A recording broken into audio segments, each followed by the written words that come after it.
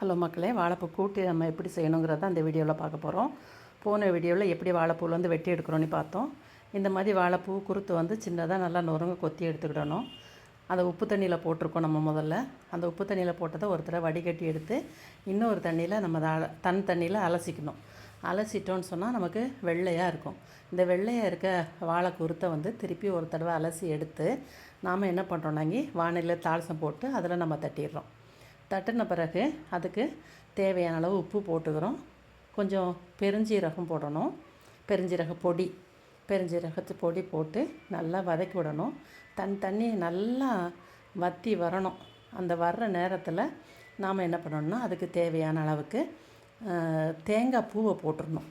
தேங்காய் பூ போட்டுட்டோன்னு சொன்னாங்க ரொம்ப நல்லாயிருக்கும், டேஸ்ட்டும் செமையாக இருக்கும்.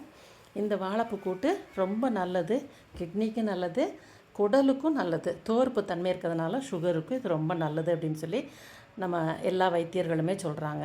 அதனால் வாழைப்பூ கூட்டு சாப்பிடுங்க.